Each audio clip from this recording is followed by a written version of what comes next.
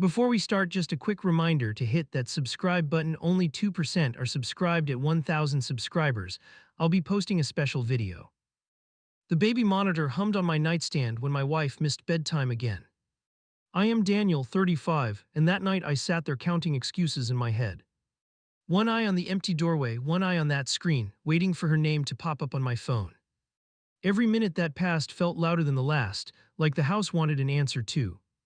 The clock on my phone flipped past 9 and the crib camera showed our kid still rolling around.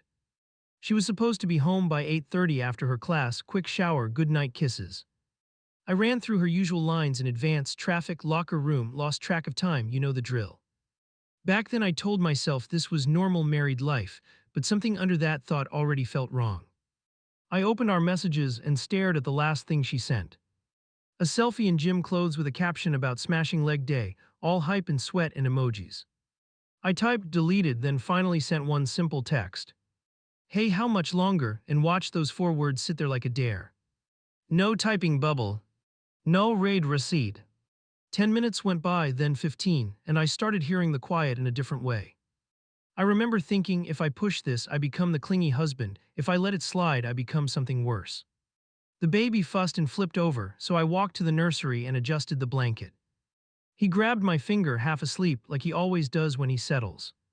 There was this tiny moment where I thought, we did this together, we built this little life. Then I checked the time again, and that warm thought just cracked through the middle. I tried calling her. Straight to voicemail on the first ring, like the phone was already busy with something else. Her pre-recorded voice came on, cheerful and distant, telling me to leave a message. I hung up without saying a word because I knew my voice would sound scared. I called again 5 minutes later, same thing. No ring, just that fake friendly tone from months before. On the third attempt I finally spoke, short and tight. Call me when you get this, it is late. Then I ended it before I started begging. I opened the gym app, fingers clumsy from adrenaline, and pulled up the schedule. Her class ended at 8, no later variation, no second session. So either she stayed after for some heroic extra work, or she was not at the gym anymore. I stared at that end time and felt a new kind of silence in my chest. You know that moment when your brain splits in two and argues with itself? One side whispers maybe she showered, maybe she ate, maybe her phone died. The other side throws out words you do not even want to think: affair, lies, betrayal, all of it.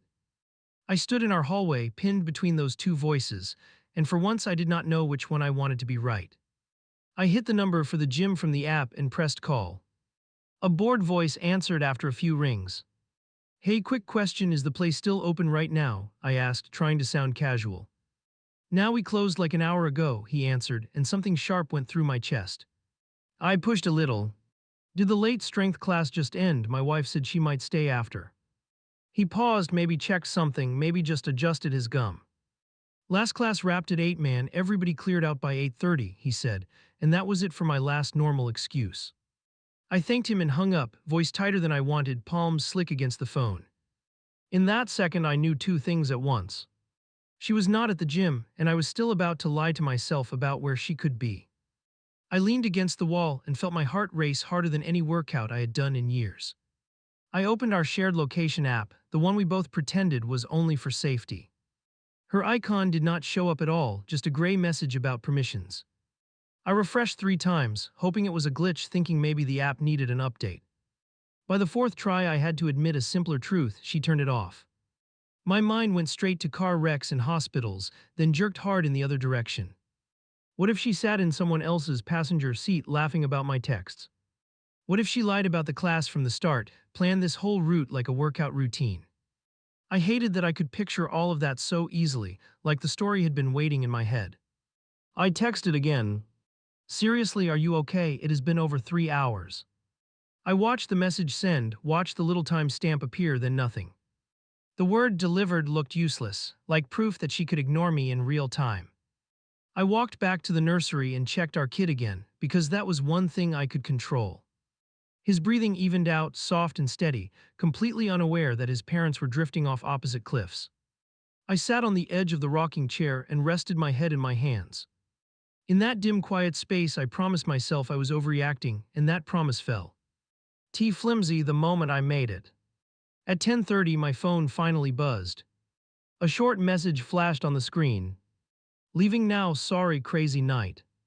No explanation, no extra word, like I should just accept the mystery as part of the package. I typed back fast. What happened? I called, I was worried. The dots appeared for a second, then disappeared, which somehow felt worse than nothing. I stared at the screen like I could force them to come back by sheer panic. She did not respond. Instead, I pulled up the baby monitor again and watched our son sleep, trying to anchor myself. I remember thinking, if she walks through that door with a simple story, I will swallow my anger. If she walks through that door and laughs it off, I might break something. Headlights passed our window, one car then another, each one making my pulse jump. Every door slam outside sounded like it belonged to her. Time stretched, warped, did whatever time does when you are waiting for someone who chose not to answer you. I caught myself rehearsing the calm version of the conversation, the angry version, and the version where I just stayed quiet and watched. Around 11, I finally heard a car in the driveway. Engine off, door shut, a brief pause before the key turned in the lock. My whole body went alert, like I had been plugged into a socket. That tiny gap between the door unlocking and opening felt like the longest trial of my life. She stepped inside, gym bag on her shoulder, hair pulled back, breathing a little faster than normal. Hey, she tossed out casual, like she had just run to the corner and back. I stayed seated at the table with my phone face down, which for me was already a statement. I gave a short nod and waited, because I wanted to see what story she chose first.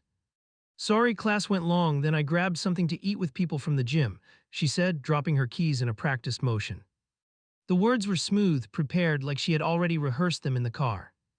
I could have let it slide right there, I really could have. Except something in the air around her did not match the script she just delivered. She walked past me and the smell hit me. Not sweat, not her usual body spray, something sharper that did not belong on her at that hour. You know how your brain sometimes takes a second, then everything lines up in a straight, ugly line. That was me in that moment, connecting the closed gym, the dead locator, the late text, and that stranger's scent on her skin.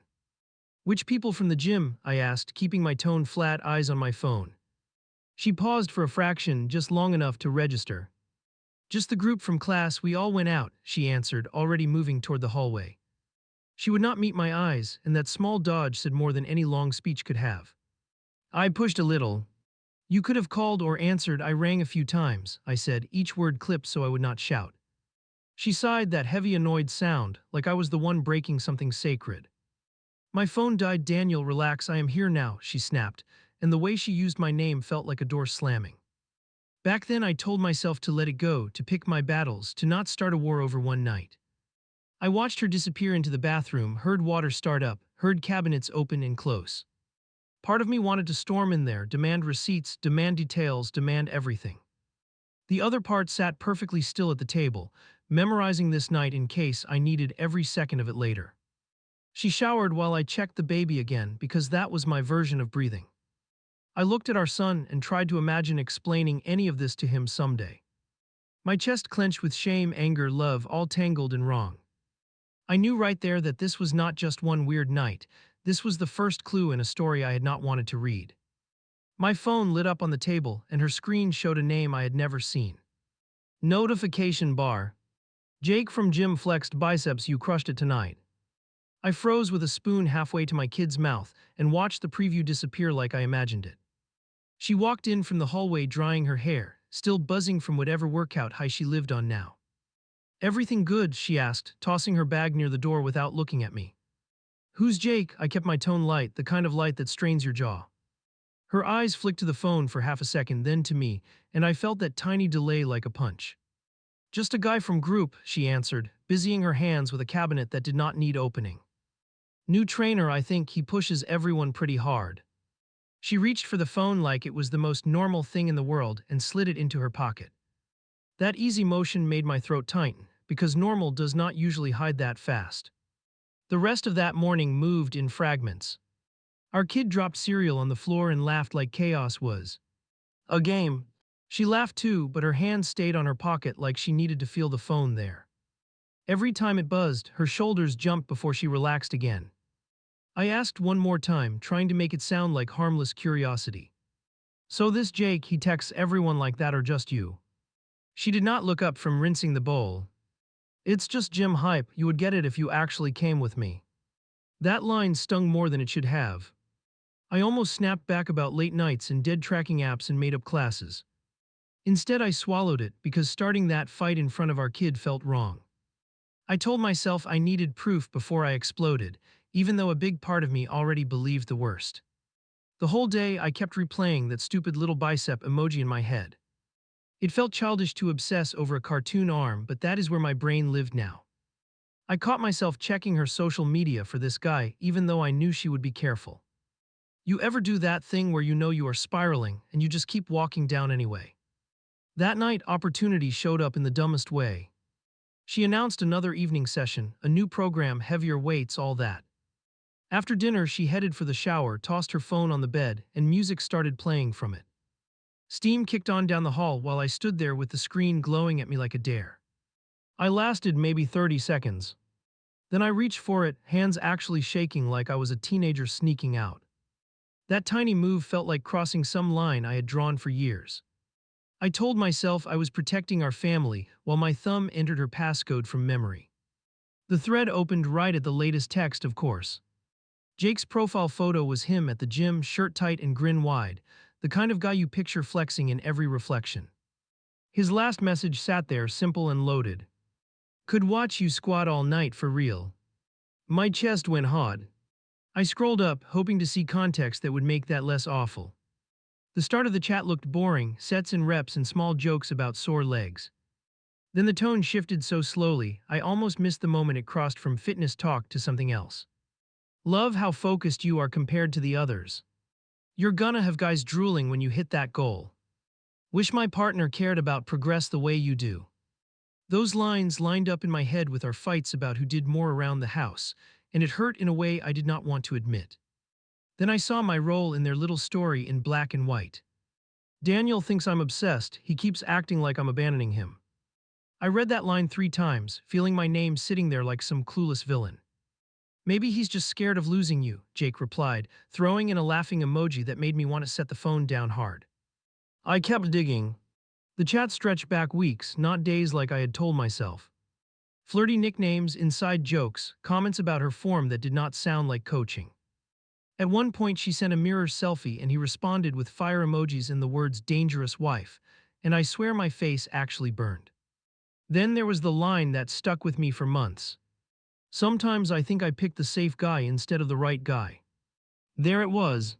Not just me reading too much into texts, not just gym energy, but a clear arrow pointed through my chest. Water cut off down the hall and my whole body jerked like someone yanked a cord. I locked the phone, put it back exactly where it was, and stepped away like it might explode. My heart hammered so hard I could feel it in my teeth. I had proof now, and the proof did not make me feel better at all. She walked back in wrapped in a towel, humming under her breath like the day had been easy. Can you grab me my moisturizer from the dresser? She asked, moving around the bed. I forced my legs to walk over there without looking at the phone again. It felt like hiding a crime scene right under her nose. While she got dressed, I sat on the edge of the mattress pretending to scroll my own phone. My thoughts jumped from lawyer commercials I had seen to our wedding vows to kids' daycare bills. I pictured confronting her right there while she fastened her sports bra, the most vulnerable moment. Instead, I just blurted out one flat question. How long have you been talking to Jake? The air went still for a second. She pulled her top down, took a breath, and leaned on the dresser like she needed something solid. A few weeks. Why is this an interrogation now? It is not nothing, I answered, trying to keep my voice calm and failing. He sends you messages all day, you talk about me, you complain about our marriage. My hands opened and closed without my permission, like I needed to grip something that was not there. She stared at me with this mix of anger and something that looked a lot like guilt. Unbelievable. You went through my phone, she snapped, stepping closer like she might actually shove me. You know how messed up that is, do you even hear yourself? She pointed toward the door like she wanted to throw me out of my own room.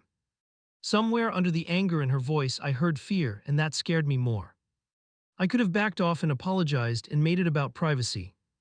Instead I pushed, because at that point I felt like the only one following any rules. He knows things I thought were between us, he knows I asked you to be home on time. I swallowed hard, my next words coming out rough. He knows you regret marrying the safe guy. Her jaw clenched so tight I thought she might crack a tooth. That was a joke, I was venting, it is not that deep. She paced once at the foot of the bed, arms folded, eyes bright with unshed tears that she refused to let fall. You never listen when I try to talk, but sure, blame the dude who spots me. That spots me line dug in like a hook.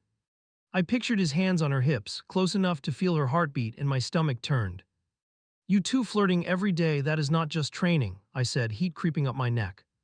If a woman texted me like that, you would set the house on fire. She laughed once, short and bitter.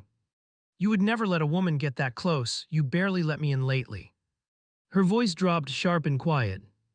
At least he encourages me, at least he believes I can be more than a tired mom. There it was again. Me cast as dead weight while she reached for some upgraded version of her life. I wanted to yell, to list every diaper change and night feed and bill I covered while she chased this more. I did not, because one part of me still wanted her to choose me without feeling forced. Are you into him? I asked, keeping my words slow so they would not shake. Not are you cheating, not yet, I was not ready for that answer. She looked away, wiped under one eye like something finally broke through. I like how I feel around him, does that count? She whispered, and somehow that hurt worse than any physical detail. I stood up fast, energy rushing to my limbs with nowhere to go. For me, yeah, that counts, that is exactly the problem. My voice echoed more than I expected and our kid stirred down the hall, a soft sound through the monitor. We both froze like we were two teenagers caught doing something wrong. She lowered her tone. Look, I am not doing anything crazy, we just talk, we push each other, that is it. Her fingers tapped her thigh, restless enough to betray her own words. If you cannot handle me having a friend who cares about health, that is on you. That last part landed like a verdict. She turned to gather her things for another session, while I stood there feeling judged in my own house. She grabbed her phone from the bed and checked it quickly, thumbs flying across the screen. I did not need to see the name to know who she was updating. On her way out, she stopped near the doorway, hand on the frame. I am not giving this up, so figure out if you can live with it, she said, not fully meeting my eyes. Then she walked down the hall to kiss our kid goodnight like everything was normal. I stayed in the bedroom, listening to her soft baby talk, and realized this was not just about squats or macros anymore. That night I lay in the dark and watched her back rise and fall beside me. Her phone sat on the nightstand between us, screen down, like a wall we pretended not to see. Every buzz felt like another inch of distance added to the bed. I knew I should either blow everything up or bury it, and instead I did the worst thing possible, I waited. She hurled her gym bag at the closet door and it bounced back hard. I am not apologizing again, she snapped, chest rising fast. If you think I am cheating, just go hire a lawyer. The words hit me so hard I blurted the first desperate thing in my head. Or we try counseling. Silence dropped between us like someone killed the power. She stared at me, jaw clenched, fingers digging into her arms. For a second I thought she would laugh in my face. Therapy, she repeated, almost like she was tasting the word. So you want a referee to tell me I am wrong. She crossed the room, grabbed her water bottle, did not drink it all. I kept my voice low because I knew if I shouted it was over. I want someone neutral, I said, palms open. Because right now I talk and you hear an attack, you talk and I hear an excuse. I swallowed, throat dry. If we keep doing this alone, we wreck everything. Her shoulders loosened a little, not much. Couples sessions are expensive, she muttered, still not looking straight at me. I watched her eyes flick toward the hallway where our kid napped. Fine, we can try one, but if it turns into a pylon, I am done. I nodded too fast, grabbed the chance like a drowning man holds anything. One is enough to see if it helps, I said, already reaching for my phone. She rolled her eyes but did not walk away. That tiny non-move felt like hope and threat at the same time. I searched up a local counselor and hit call before I could overthink. My voice sounded strange, giving our first names and a rough outline. Communication issues, trust problems, I told the receptionist, keeping it vague. I booked the earliest slot they had and hung up with my hands still shaking. After I ended the call, she folded her arms tighter. So now we are that couple, she said, a half laugh with no humor. I almost answered with something snarky about her and Jake being a different type of couple. I bit it back because I needed her in that office more than I needed to win this round. The day of the appointment, the drive there felt like a long hallway in a dream. Our kid was with my sister, which took away my favorite excuse to cancel. She scrolled her phone the whole ride, thumb moving fast, tiny smile on her lips. I did not ask who she texted, but you already know where my mind went. At a red light, her screen lit up bright against the dashboard. I caught enough to see a first name and the words, "You got this tonight." Her mouth curved just a small lifted corner, but it burned. She typed back quick and locked the screen when the light turned green. "Are you going in there ready to work or ready to prove I am crazy?" I asked, eyes forward. She exhaled through her nose, short and sharp. "I am going in there ready to tell the truth," she answered. "Whether you can handle that is on you." We pulled into the lot and she was out of the car before I unbuckled. Inside the waiting area, she wrote her name on the clipboard without hesitation. I added mine below, my pen gripped too tight. She sat, crossed her legs, and raised her phone again like a shield. I watched her screen flicker while I filled out my side of the intake sheet. Questions about trust, conflict, intimacy all lined up in neat rows. I hesitated over every box, wondering how honest to be with a stranger. Next to me, she tapped out another message, then cleared her throat like nothing happened. "Do not throw me under the bus in there," she murmured. The words sounded almost playful, but her eyes dared me to slip. "I am not your enemy," I answered, even though it felt like we sat on different benches. "Then stop treating me like a criminal," she shot back just as the office door opened. A woman in her 50s stepped out and spoke our names, voice calm and measured. We followed her down a short hall and into a small room with 3 chairs. No candles, no cheesy quotes on the wall, just a box with 2 people ready to fight. I chose the seat farthest from the door, like I knew I would not bolt. The therapist looked at us for a few seconds before speaking. "So who wanted to set this up?" she asked. I opened my mouth, but my wife beat me there. "He called," she said, tipping her head in my direction. "And what made you reach out?" The therapist turned to me. I felt my tongue stick for a second, then I forced the words out. "I feel like something snapped and I cannot tape it back alone." It sounded vague out loud, thinner than it felt in my chest. The therapist nodded once, then glanced at my wife. "How does that line up with your experience?" she asked. My wife leaned forward, elbows on her knees, eyes bright.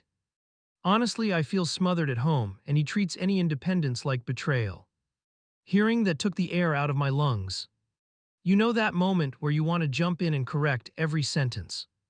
I sat there gripping the arm of my chair and let her keep talking. Each word painted me as some jealous guard dog pacing our living room. "He went through my phone without asking," she added, turning toward me now. "He monitors where I go, he questions every gym session." She shook her head slowly, a practiced motion. "It is exhausting. I feel like I have to choose between breathing and being married." The therapist looked at me, steady, not harsh. "Did you look at her messages without talking first?" she asked. There it was, laid out like a test. "Yes," I answered, because lying here would only dig deeper holes. "How did you justify that to yourself?" she continued. I rubbed my thumb against my palm, trying to organize my thoughts. I was already scared, things did not line up, and something in my gut screamed. I cleared my throat and forced myself to meet both their eyes. "I found a long chat with a man from her gym," I went on. "They talk a lot, and some of it feels way past normal friendship to me." My wife scoffed, a sharp sound through her teeth. There it is, the big crime. I dared to bond with someone over fitness. The therapist raised a hand very slightly and my wife went quiet, at least on the outside. "What does this connection provide for you that your home life does not?" she asked. My wife's gaze shifted to the floor, then back up. "He notices progress, he listens without rolling his eyes, he tells me I still have potential." That last line dug into my ribs. So I guess I had become the guy who only mentioned dishes and bills. The therapist turned to me again. "What comes up for you hearing that?" she asked. "It feels like I am being compared to a highlight reel," I said. "He sees her at her best, I am there for every meltdown, every hard night." My voice cracked halfway through and I hated that it did. And now I am being measured against someone who only knows the fun parts. Emotion flickered across my wife's face, then hardened again. "If the fun parts never show up at home, what am I supposed to do?" she shot back. "We have the same conversation every week, nothing changes, and I feel invisible." Her lower lip trembled for a second, and anger chased the tears right back. The therapist let the silence hang for a few beats. Right now you both feel unseen, she finally said. You feel replaced by an outside bond, you feel trapped by suspicion. She folded her hands and leaned back slightly. I want to talk specifically about boundaries with this gym friend, she added. My wife tensed, shoulders rising. There is nothing physical, she rushed out. It is messages, encouragement, that is all. I am not sneaking around with him in some hotel. I watched the therapist note the order of her words, emotional support first, then denial of physical contact. How often do you interact with him in a typical day? The therapist asked, keeping her tone even. She hesitated, then answered. A lot. We are in the same online group, plus he checks in between sessions. Would you feel comfortable letting your husband read the thread with me in the room? The therapist asked. That question landed like a dropped weight. My wife's eyes flashed wide, then narrowed. I do not think that is necessary. The issue is his control, not my friendships. There it was, the pivot I had been dreading. Turn the spotlight from the emotional affair potential to my reaction. I felt rage flare up, then I forced myself to speak slowly. I am not asking her to cut off every contact, I am asking to not be replaced inside my own life. The therapist nodded again, not taking sides aloud. From where I sit, there is a triangle forming, she said. Anytime you two hit a wall, energy flows toward this other person instead of staying here. She looked at my wife when she added the next part. If your partner voices discomfort and you defend the bond more fiercely than the marriage, that has meaning, she said. My wife swallowed hard, eyes glassy now. I just want someone in my corner, she murmured. I am tired of feeling like the problem all the time. A twisted part of me understood that. I know what it is like to want one person to tell you you are not crazy. But then I remembered the line about picking the safe partner instead of the right one, and my stomach clenched. That was not just venting, no matter how many times she tried to downplay it. The therapist gave us an assignment right there.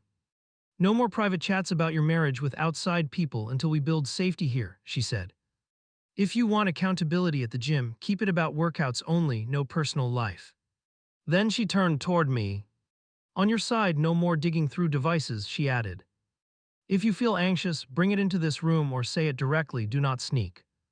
I nodded, even though part of me screamed that I had only found the messages because I broke that rule.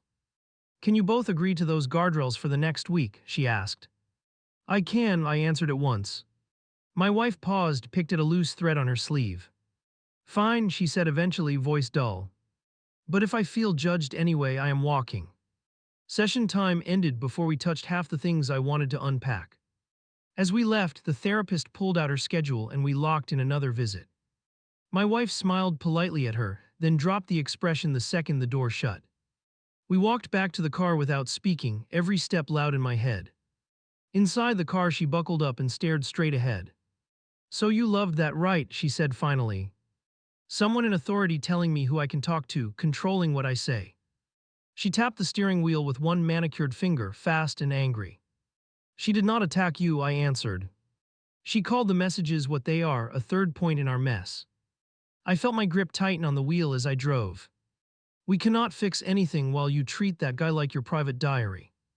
She let out a harsh laugh.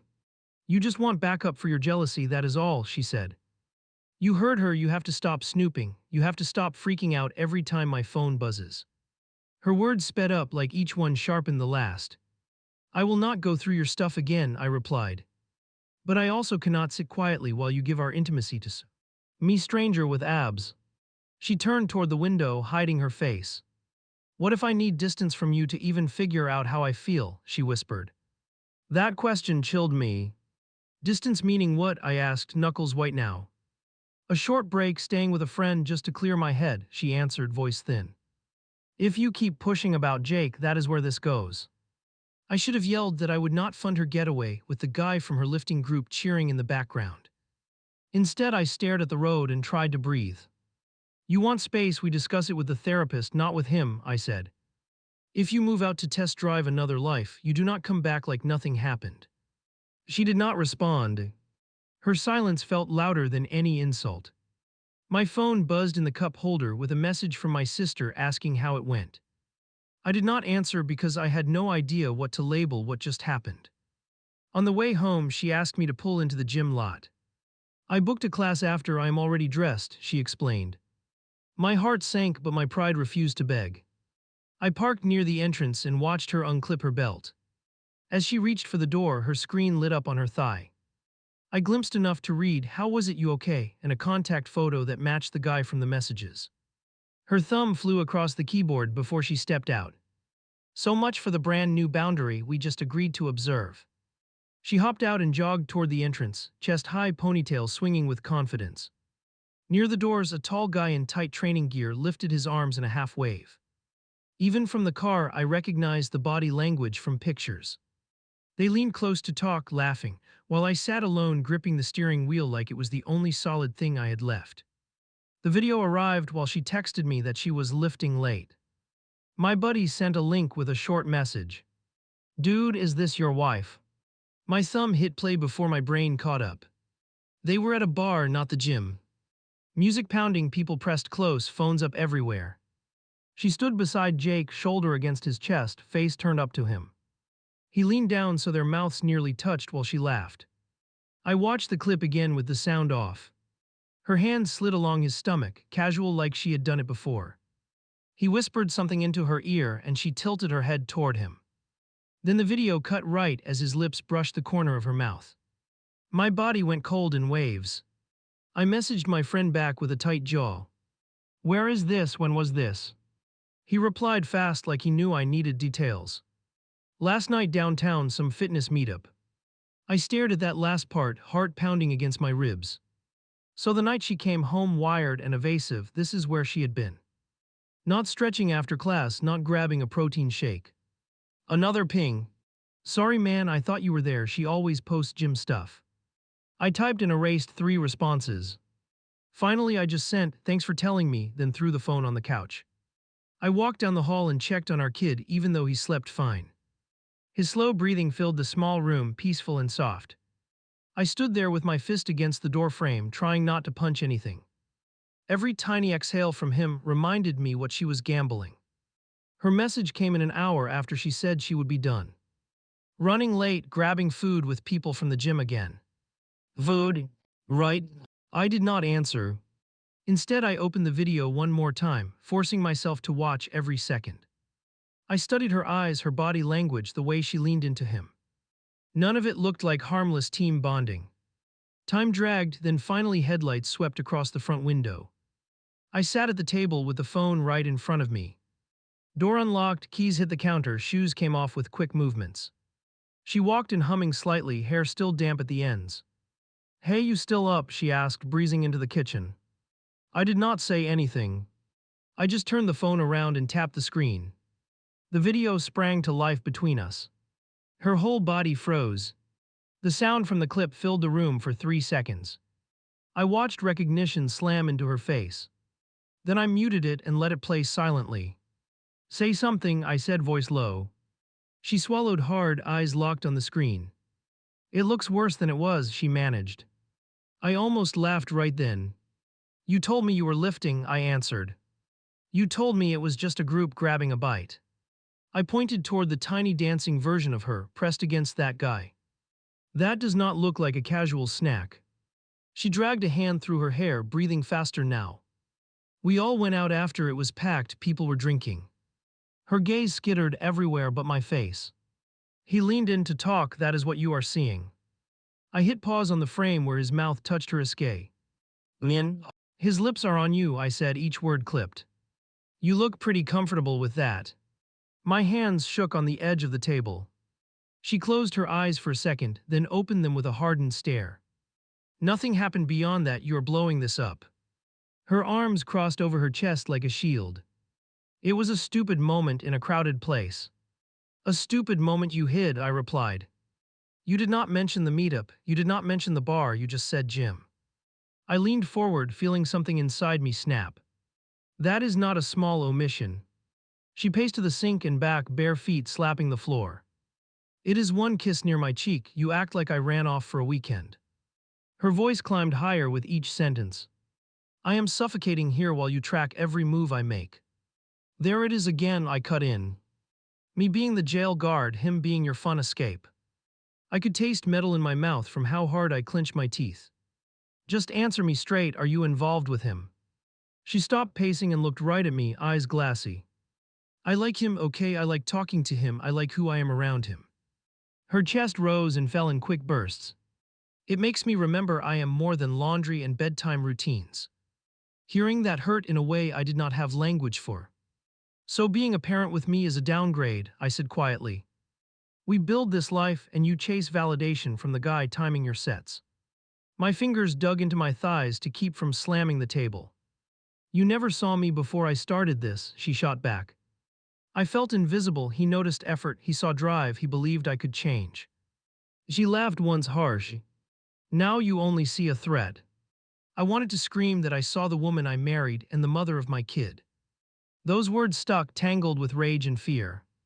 Instead, I asked the question that had been chewing through my brain for weeks. Have you slept with him? The air went thick.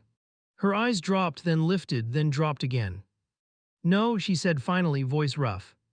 We talked, we texted, we kissed more than once, we have not gone that far. I leaned back like I had been shoved. More than once, I repeated very slowly. So this was not an accident at a bar. She chewed her bottom lip until it turned white. It started small, she admitted.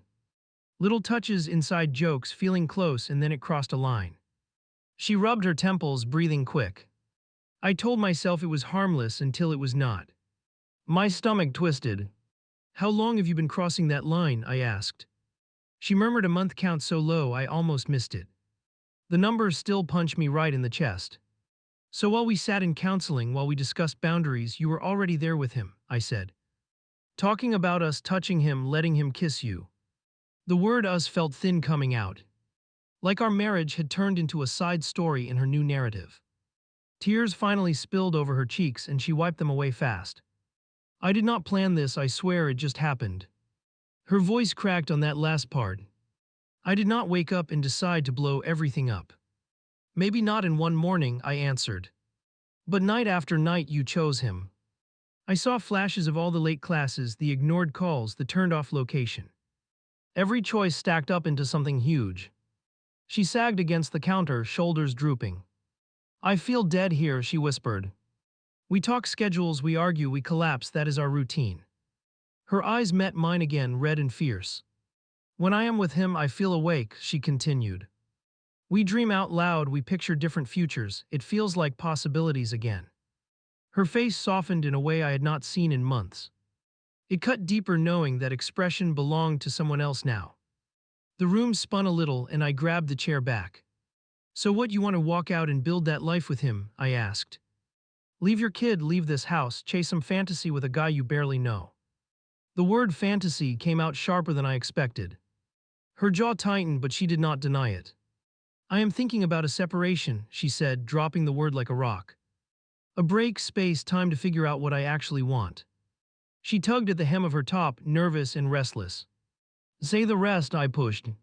Say the part where you want permission to date him while staying half married. My voice shook now, anger finally spilling over. Trial separation, right, you test drive another man and keep me warming the bench. That is not what I meant, she protested, stepping forward. I just know if I stay stuck in this pressure cooker, I will explode. She pressed her hands flat on the table, leaning toward me. I need clarity and I am not getting it in this house. I stood up so fast the chair scraped. You want clarity, here it is, I said. If you move out to be close to him, if you turn this into some romantic experiment, I'm not waiting at home like a backup plan. My heartbeat hammered loud enough to drown out everything. She flinched but held her ground. I would still be there for our child, this is not me abandoning my responsibility. Her voice trembled again, softer now. I just cannot breathe in this marriage the way it is. I thought about our son asleep down the hallway, clutching his small blanket. I pictured trying to explain to him later why his mom left for space, near her workout partner. Shame crawled up my neck, hot and raw. I hated her choices, and I hated that I had ignored red flags myself. You say you feel suffocated, I said quietly. I feel replaced, disrespected, humiliated in front of people who recognized you before I did. I glanced down at the phone again, at that frozen image of her pressed into him. This is not just about feelings anymore, this is about betrayal. She closed her eyes and let out a long, unsteady breath. I know I hurt you, she whispered. I am not proud of this, I am not pretending I am some hero. Her fingers twisted together until her knuckles turned pale. For a moment I saw the woman who cried during our vows, terrified of hurting me. Then that image shattered under the weight of the video on the screen. We need another session with the counselor, I forced out. Not to patch this, to decide if there is even a road left. If we go back, she is going to tell you to let go more, my wife muttered. She is going to tell you that you cannot cage me, that I have the right to be happy. She looked up with something like defiance and pleading mixed together. And I am starting to believe her. Maybe she will also mention that married people do not make out with their spotter at bars, I snapped. My voice came out harsher than I intended, edged with pure hurt. I am not chaining you to this place, I am asking you not to torch it while our son sleeps here. The words hung between us like smoke after a blown fuse. She stepped back, arms wrapped tight around herself. I need to pack a bag for tonight, she said. It is late, we are both too wired, if I stay here we will just keep tearing into each other. She moved toward the bedroom without waiting for my answer. I stayed at the table and listened to drawers opening, suitcases zipping, hangers scraping. Every sound felt like a countdown. Part of me wanted to storm in there and block the door. Another part already knew that if I physically stopped her, I would lose something even bigger. When she came out, she carried a small suitcase and her gym gear. I will crash at a friend's place for a few days, she said, not naming which friend. We can talk ground rules tomorrow or when we see the therapist again. Her eyes slid past me toward the hallway, toward the room where our child slept. You tell him why you left when he is old enough, I replied. I will not rewrite this as some mutual drift. I will not pretend this was just about needing a breather. I pointed at the phone between us. This started there, remember that when you decide how far you take it. She blinked hard, then turned away before any more tears showed. Her hand trembled slightly on the door handle. For half a second I hoped she would drop the bag and stay. Instead she walked out into the night, carrying our marriage like another piece of luggage. She walked back into the house 2 days later like she was visiting. Suitcase in the hallway, gym backpack on her shoulder, eyes already scanning for our kid. We need to talk about ground rules, she said, voice too steady. My pulse spiked because I knew rules meant how do I keep both lives going. Our son ran to her and wrapped his arms around her legs. She dropped to her knees and hugged him tight, face buried in his hair. I watched her cling to him longer than usual, then pry herself free. That extra second told me more than any speech could. We sat at the table once he wandered off with a toy. She kept tracing a line on the wood with one finger. I signed a short lease, she started, not looking up. A furnished place closer to the gym just for a while. The words hit hard even though I should have expected them. So this is not crashing on a couch anymore, I said. This is you building a whole second setup 5 minutes from that guy. My hands tightened together under the table. It is about my routine, she shot back, finally meeting my eyes. I can walk to class, I can reset my head, I can breathe. She tapped her chest once, like she was trying to convince herself too. I am not moving in with him, I am not that reckless. Yet I answered and her mouth twitched. Be honest, the location is not an accident. I leaned forward, trying to keep my tone calm. You picked somewhere that makes it easy to slide from just training into something else. She flinched, then straightened. I picked somewhere that is not this pressure cooker, she countered. Look, I am still here for our son, I am not disappearing. Her voice softened on that last part, which almost threw me. I nodded once slow. Then let me be crystal clear, I said. If you are separated and seeing him, we are not on a break, we are done. The word done felt heavy in my mouth. She blinked fast, lashes wet, but no tears fell. So your line is what, you get to go nuclear the second I explore feelings, she asked. This is exactly why I needed space, you turn everything into court language. Her fingers drummed on the table now, fast and shaky. I am not the one who brought in a third person, I answered. I am finally acting like this might actually end, instead of waiting around like a fool. I pushed my phone toward her, screen dark but loaded with evidence. I saved the messages, the video, and every schedule screenshot. Her gaze dropped to the phone, then back to my face. You are collecting proof, she murmured. For what? To paint me as some monster in front of a judge. She laughed once, short and humorless. I am collecting it because reality gets rewritten fast in these situations, I replied. Right now he is just motivation and that bar night was nothing. I spread my hands empty. 6 months from now, I do not want to hear that I imagined all of this. She blew out a slow breath through her nose. So what do you actually want from me this second? She asked. Because I already signed the lease and I am not backing out. Her spine stayed straight like she had rehearsed that line. I want you to understand the trade, I said. You do the separation your way near him, posting new life updates, then this marriage is not on pause. I held her gaze until she looked away. It is on the edge of a final decision. Footsteps padded back toward us and our son peeked around the corner. Are you staying tonight? He asked, her voice small. She froze, then forced a smile. Not tonight, buddy, but I will see you soon, she answered, voice rough at the edges. He frowned and looked at me. Is mommy in timeout? He asked, confused. That question almost broke me. I swallowed hard and told him she had a different place for a while and the lie tasted bitter. She hugged him again at the door, clinging like she could glue time together. FaceTime me later, okay, she whispered into his hair. He nodded without really understanding.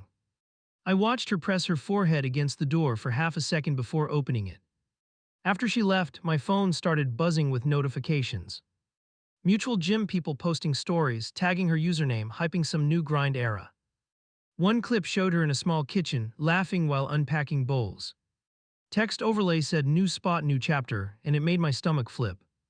I replayed that clip and paused on the background.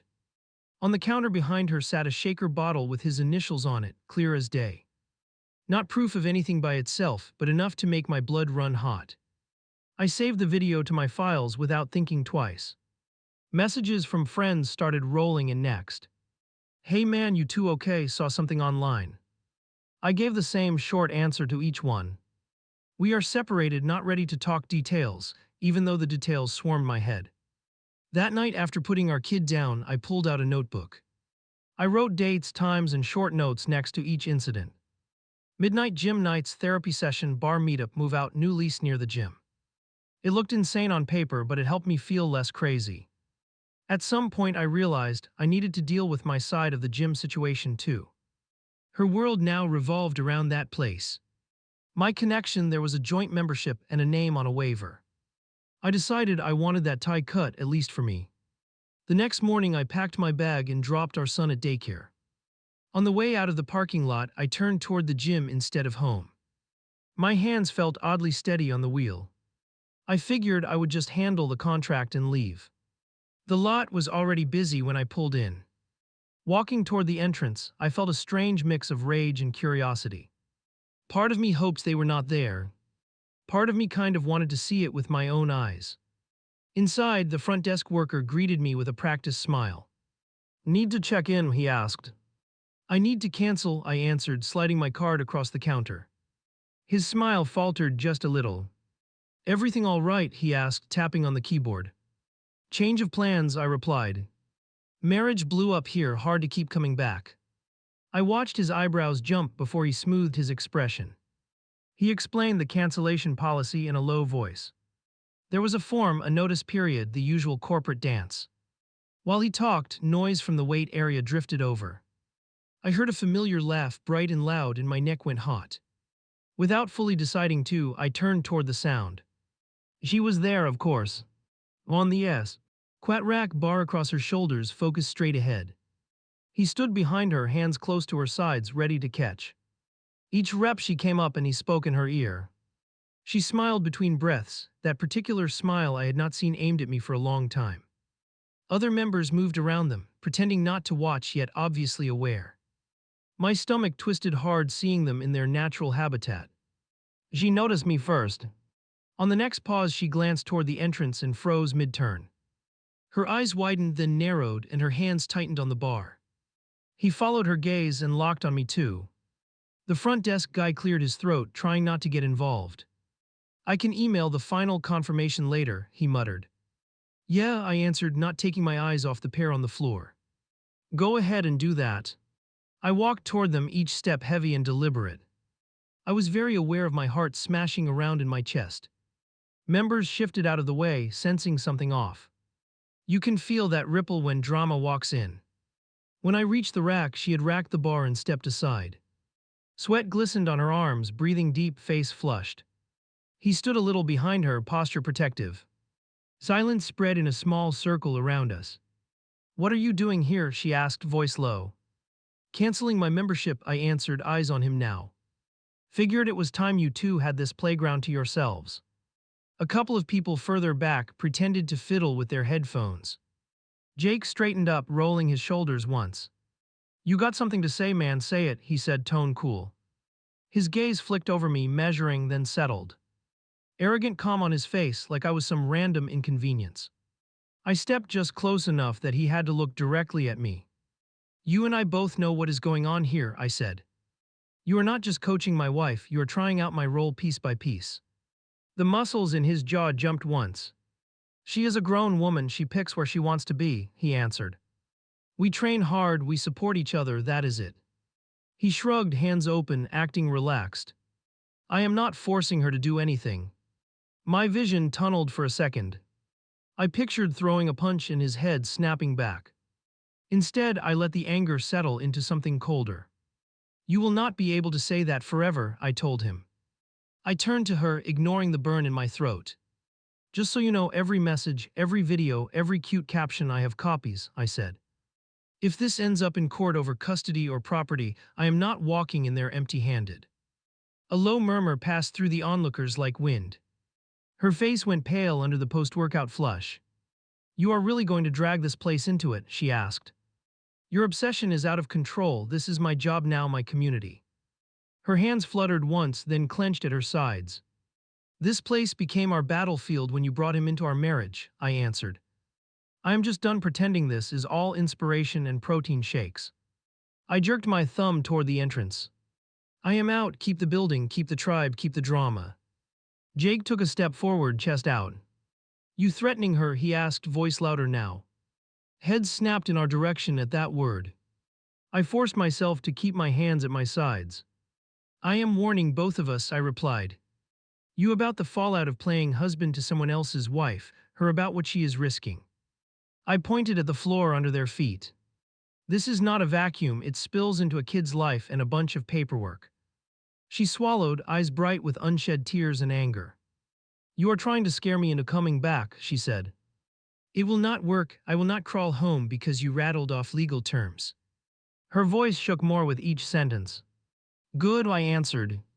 "Because I do not want you crawling home at all." That line surprised both of us as it left my mouth. "I want you choosing where you stand without me holding the door." The room felt tighter with every heartbeat. Someone in the back coughed, breaking the silence for a second. I looked at her one last time, memorizing the picture. Her standing beside him, weight belt on, wedding ring still on her hand. Without another word, I turned and walked away. No dramatic final shout, no swinging, no scenes for social media. At the exit, I glanced back once and saw him lean toward her again. She did not move closer or farther, just stayed right there between us, caught under the lights. The guy at my door held a thick envelope in zero expression. "Are you Daniel?" he asked, already knowing the answer. When I nodded, he handed it over and turned away like he was dropping off pizza. On the front page, in bold letters, my marriage was reduced to petition for dissolution. I flipped through the stack with clumsy fingers. Date of separation. Proposed custody schedule. Irreconcilable differences as the sea. All, no mention of the man from the gym anywhere. My phone buzzed before I finished the last page. Her name on the screen, short message underneath. "I filed today, it is time, dragging this out is worse." I stared at those words until my vision blurred. "You left out a lot," I typed back. I erased the rest of what I wanted to add. What is the point of arguing with paperwork already stamped? All I finally sent was, "Got it," which felt weak and furious at the same time. The next week, I sat across from a lawyer who looked bored by heartbreak. He ran a pen down the petition, stopping at numbers and terms. "Do you have anything that shows her relationship with this other person?" he asked. I slid my phone across the desk like it burned. He watched the video once, then scrolled through a few messages. "It helps for leverage, but the court mostly cares about the child," he said. "Judges see emotional overlap all the time, they focus on stability and money." Hearing overlap instead of affair made me want to slam something. Part of me expected him to pat my shoulder and call her the villain. Instead, he circled sections about the house, the car, the retirement account. Decide what you are willing to give to avoid a drawn-out fight, he said. Anger is expensive, think long-term, and yeah, that line hit harder than I wanted. Mediation day felt like walking into a boardroom about my own failure. She sat at the far end of the table with her attorney, posture painfully straight. No ring, new watch, same guarded eyes. My chest tightened when she looked away as I sat down. The mediator ran through the agenda in a flat voice. Property support parenting time. Words that sounded neutral but carried a knife edge behind each syllable. I gripped a pen so tight the plastic creaked. We are proposing week on week off, her attorney started. Exchange Sunday evenings, each parent responsible for activities during their time. It sounded fair on paper and brutal in real life. I pictured packing our kid's backpack like a shuttle bag. I want consistency for school nights, I answered. Alternate weekends, split holidays, but he needs one primary bed on weekdays. I heard my voice shake and let it. I was done pretending this was just a scheduling puzzle. She shifted in her chair, jaw tense. My schedule with clients is flexible, she said. I can handle homework, bedtime, all of it. I am not some babysitter. Her fingers drummed on the table, fast and anxious. This is not about skill, it is about him feeling anchored, I replied. He has watched you move out once already, let him know where he sleeps most nights. Silence settled in the room, thick and sour. The mediator scribbled notes like this was a math problem. After a long back and forth, we ended up near the middle. School nights mostly at my place, certain days blocked off for her training plans. Alternating weekends and a detailed holiday chart that made my stomach ache. The mediator smiled like we had won something. Money came next like a cold second wave. We listed accounts, debts, the mortgage, everything we had stacked over years. She asked about buying out her share of the house. I watched the place we raised our kid turn into a number on a worksheet. You can keep it if you take on the loan, the lawyer murmured to me. Support will be calculated based on incomes and days with the child. I nodded even though my head spun. I never thought I would hear my life broken into percentages and tables. When it was time to sign, we met in a smaller conference room. No mediator, just us and a stack of documents. She sat across from me with a pen between her fingers, twisting it. For a second, she looked more scared than stubborn. I never wanted it to end like this, she said quietly. I hated how things felt, but I thought we could untangle it without lawyers. Her eyes shimmered, but no tears fell. I know you do not believe this, but I did love you. The words landed in a strange place inside me. Once they would have crushed me, now they just stung. I believe you loved me, I answered. I also believe you loved what that guy made you feel more. She winced but did not argue. We were already broken before he showed up, she whispered. I just noticed it more when someone else offered something different. That line hurt and made sense at the same time, which I still hate. I was not perfect in this, I admitted. I checked your phone, I let resentment simmer, I ignored my own part until it exploded. Saying that out loud felt like swallowing glass. But none of that forced you to cross every line we promised each other. We signed. Name after name, initial after initial, no pauses left. The last page left a thin smear of ink where my hand shook. The paralegal gathered the papers like we were done with a routine transaction. Outside the office we stood on the sidewalk, suddenly without a script. Drowsy. See past, people walked by with coffee and work bags, nobody cared. She hugged herself against the wind and glanced at me. So that is it, she said, more statement than question. For the marriage, yeah, I answered. For co-parenting, not even close. We both looked in the same direction then, toward where our kid would be waiting after school. That shared focus was the only thing keeping us from drifting into total strangers. The first morning after the court stamped, everything felt wrong and quiet. I woke up before my alarm out of habit, expecting a fight in my chest. It did not come, just a heavy sort of emptiness. We ate breakfast, just me and my son, and the silence felt cleaner. He asked where Mommy was, and I repeated the new script. She has her place and we have ours, you have both. He nodded, more accepting than I deserved. Kids adjust faster than adults, which is its own kind of sad. Later that week, I met them in a parking lot for the first official exchange. She climbed out of a new car I had never seen before. He was in the driver's seat, fingers drumming on the wheel, eyes on his phone. Our son ran to her without hesitation, and I forced myself to stay still. She buckled him into my backseat while I stood on the other side of the door. "How has he been?" she asked, adjusting the straps. "Good, still asks a lot of questions, sleeps okay most nights," I answered. We both pretended not to notice the man waiting in her vehicle. As I closed the door, the guy finally looked up. Our eyes met for 2 seconds, just long enough to trade a whole conversation. He lifted his chin once, that half-nod men give when they want to look unbothered. I gave him nothing back, not even a glare, and that felt like a small win.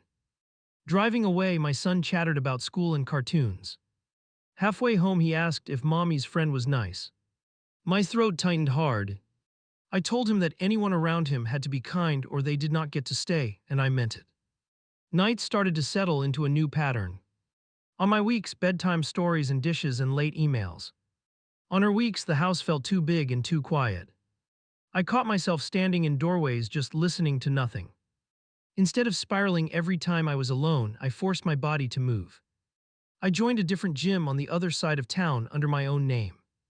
No couples plan, no shared key tag, no overlapping social circle. Walking in the first time, I felt ridiculous and weirdly nervous. I kept my headphones in and my head down. No flirting, no long talks by the water fountain, no new best friends. Just me and a row of machines and a beat that matched my pulse. At first, every rep felt like I was lifting pieces of the past off my chest. Over time, it shifted. The workout stopped being punishment and became something like relief. I started chasing numbers for myself, not to compete with some other guy in a tight shirt. I caught my reflection once mid-set and did not hate the man staring back. Do not get me wrong, I am not pretending I ascended into wisdom. I still have nights where rage hits out of nowhere and I scroll old photos like a fool. I still replay that video sometimes when I am in a self-harm mood for the heart. Straight healing is a lie, it is more like jagged stairs. But there are small, real changes that keep me going. I do not check her location anymore, even though I could. I answer co-parenting texts and leave anything else on read. When she posts something with him in the background, I mute instead of obsess. One morning, I realized something simple. I had slept through the night without dreaming about them standing together at that rack. No waking up sweaty, no rush to grab my phone. Just my alarm, my kid knocking on the door, and the day starting. That same day, after dropping him at school, I drove to my gym. I loaded the bar for a heavy set I had been chasing for weeks. Hands chalked, breath steady, legs shaking a little with anticipation. I ducked under, braced, and lifted. The weight felt brutal and honest across my shoulders. For a second, my mind flashed back to her in another room under another bar. Then the thought slid off and all that existed was me, the floor, and the strain.